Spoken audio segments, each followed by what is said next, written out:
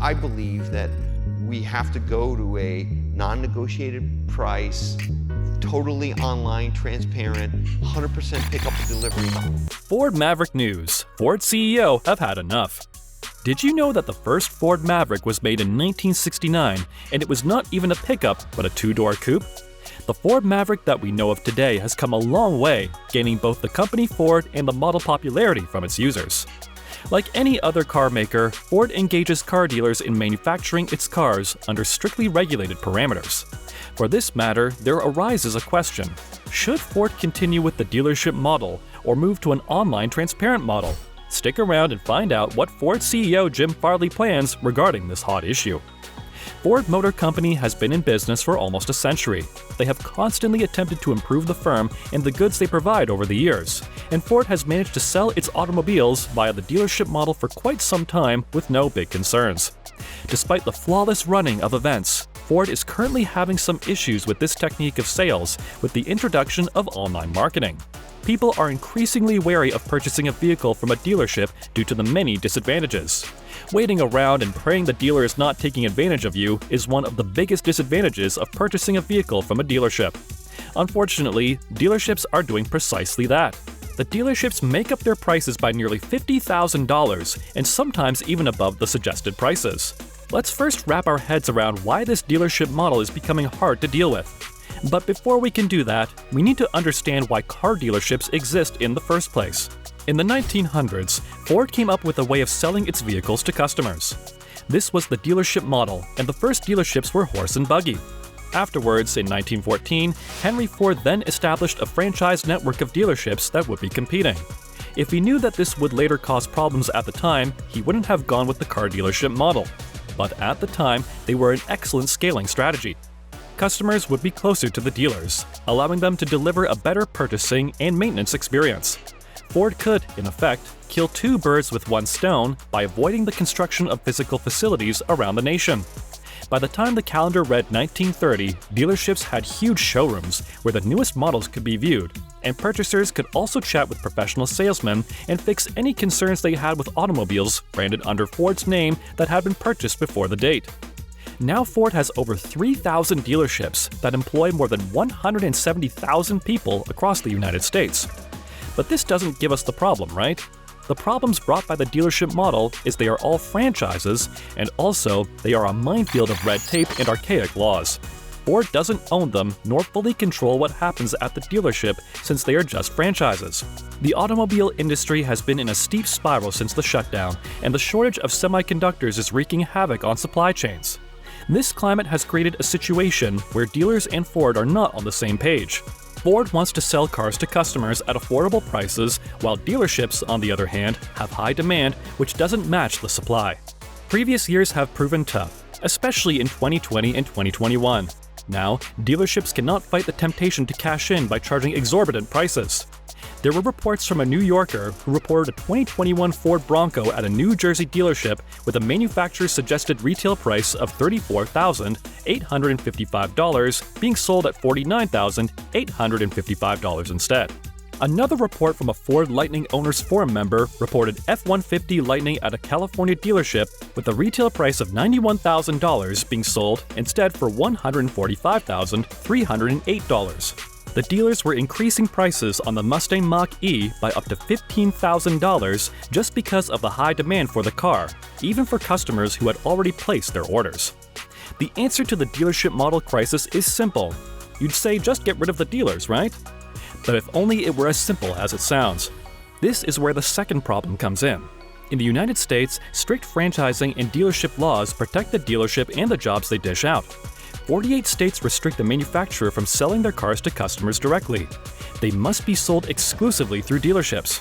Ford has long-standing agreements and contracts in place, making it nearly impossible for them to free themselves. Unlike the Tesla model, which has never sold any of its cars through the dealership model.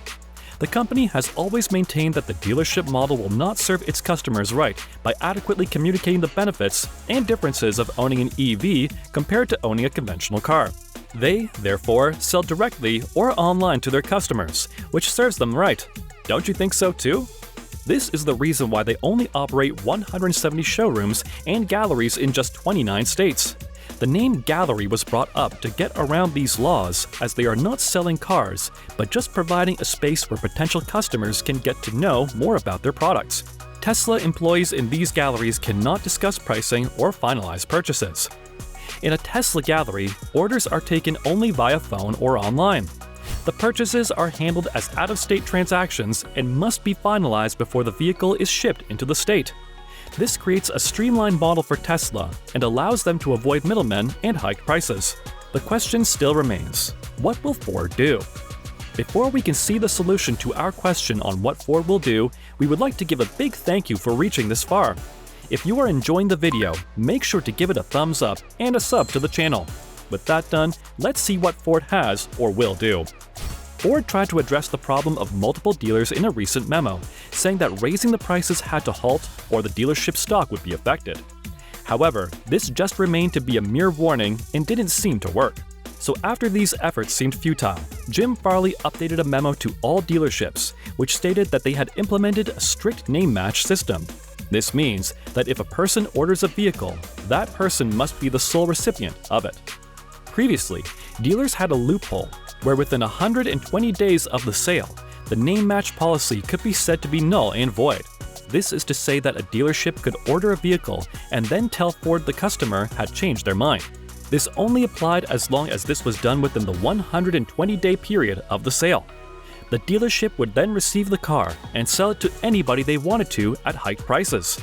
The new policy found a way around that trick. 75% of cars ordered by dealers must be name matched to a customer with a strict no cancellation policy. This makes dealers accountable for any name match policy violation, regardless of the circumstances. In the coming year, the percentage would go up 80% of name match requirements. The consequences of breaking the name match policy have also been heightened. Dealers will lose a month's worth of allocations if they are caught breaking the name match policy, and dealers who violate the policy 3 times will be terminated as a dealer. Jim Farley intends to make dealers toe the line, but at the same time, he also understands that removing them entirely is neither an answer nor is it even an option to begin with at this point. Stanley Farley, in a recent interview with Morgan Stanley, suggested that it is not as simple as it seems to just go direct. It seems he could see a future where customers can still turn to dealers if things go wrong, but this is where car prices are transparent and regulated. He even said, once these regulations and standards are put in place, we have every intention of being the #1 electric pickup maker, and then we plan to challenge Tesla and all comers to become the top EV maker in the world. We can go to this leaner model for purchase and still have a physical follow-up for when things take a wrong turn. Since the introduction of the Ford model in 1908, which kick-started the modern vehicle industry, it is now clocking 114 years.